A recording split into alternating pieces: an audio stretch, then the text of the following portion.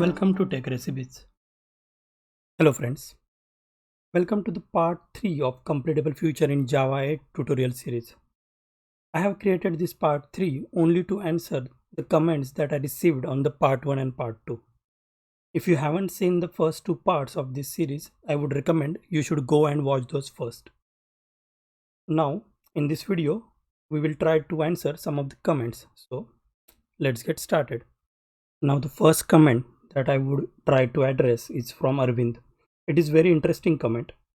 Uh, it is a question about how we can use all of and yet return the heterogeneous objects. So consider our example that I have covered in part 2, and it is about all of. Now all of allows you to call multiple futures in parallelly, and you can wait for them to complete. So only then it would move ahead. But problem with all of is, if you see, the return type is void, which means if you want to process this individual output which are heterogeneous, you won't be able to do it directly because the type is void. You won't be getting any response in the completable futures. So just to tell you what will happen, if I do here then accept something like that or then apply, you can see we are receiving the void here, not the output of these three. If you see, this future 1, future 2 and future 3 are returning different types of output. One is returning integer, another one is returning double, and another one is string. So how can we handle it? If all of is returning void, how can we get this string, double and integer output? So if you look at it carefully, this information about this return type lies with future 1, future 2 and future 3. Hence, we need to, if we want to get these values, we need to store this future 1, future 2, future 3 in some variable first. So let's first do that.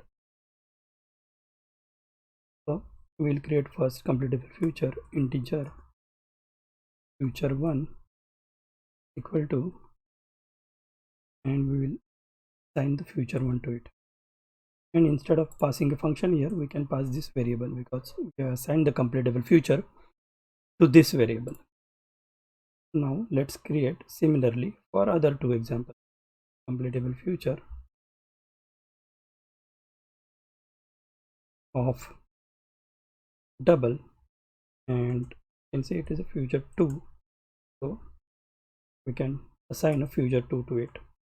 And we will do similar thing for third completable future, which returns string. So future 3 to future 3, and let's pass these 3 to this function. Now if you see, we are even with this, all of it still returning us the void, right? Then how to get the handle to these individual responses? What we can do is, we can do here then apply, and or maybe then accept. We will start with then accept first, show you with apply how we can return the output later on. So if you can see with then accept, what we get here then accept is a void, so we can ignore the value that we are getting because it is going to be void and null anyway. And here what we can do is, we can get individual output values like future 1 dot join. This will give us the integer. Future 2 dot join will give us double.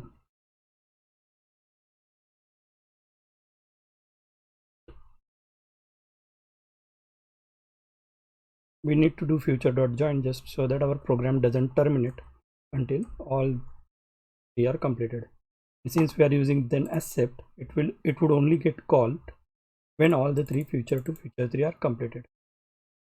So let's try to run this first. If you can see, we received all the three outputs. and as you can see, time taken is 4 seconds, which is because the maximum of it is taking the 4 seconds. So this is one way we can handle individual different heterogeneous data types. Like integer double strings are there, we can handle them separately. Now what if instead of accepting it, we need to create another completable feature which would return these 3 elements. Now in Java, to do something like that, we usually need a wrapper class. We cannot return 3 values from the function, so we need to introduce one wrapper class, a data wrapper, and we have 3 variable: integer, double, a double, and string, a string. Now let's generate a constructor with all these 3 arguments.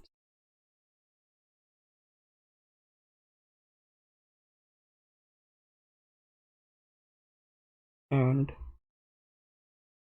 let's also introduce a toString method.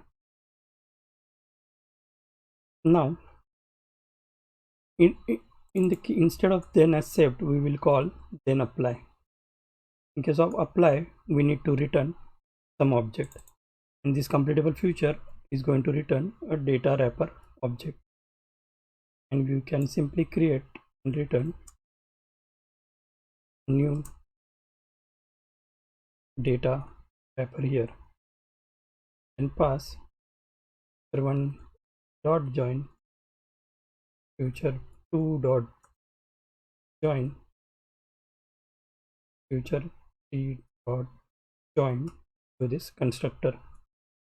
So what we are doing is we are populating a new object with all these 3 return values which are different, like integer, double, and string, and we are returning it.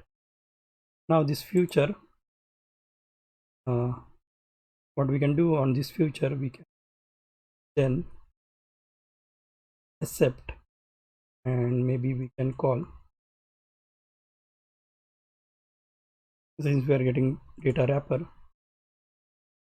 we can call system.out.println w. We need to future.join so that main program doesn't terminate. Now let me run this program.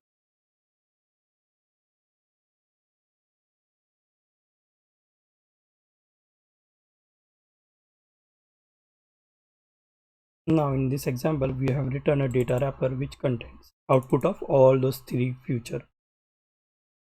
So we have seen now how we can get all the different types of output when we are using all of. What we need to do is we need to store this completable feature in some variable, and when this all of is completed, we can use then apply or then accept method, and inside that we can use the individual method, individual completable features, to get the respective object. Now the second comment that I received is about how we can handle the exceptions when there are multiple features. So how we can handle individually the exception that are being thrown from this individual feature. So, or there are multiple ways with which we can do it. I will show you the one way. So one of the ways, like we can, while creating the completable feature, we can also pass in the exceptionally block that will handle the exceptions that are being thrown. So you can basically catch the exception if it is being thrown in this code and then return some different value in that case. For example, completable feature is returning double, and if, let's say, if this completable feature is throwing runtime exception,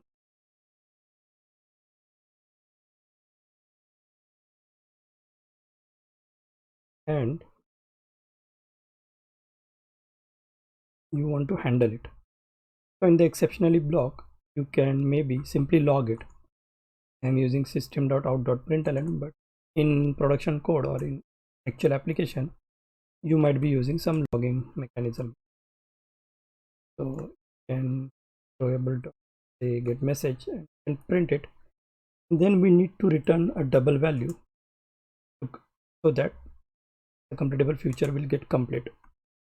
So we will pass in double dot a mean value, or maybe there is something called as nan, which is not a number, then return it. Now we can add this exceptionally to all these three different future, so that way on these three futures or exception in these three calls can be handled independently. I'm not going to show that, but we will only see how this gets handled by running the code.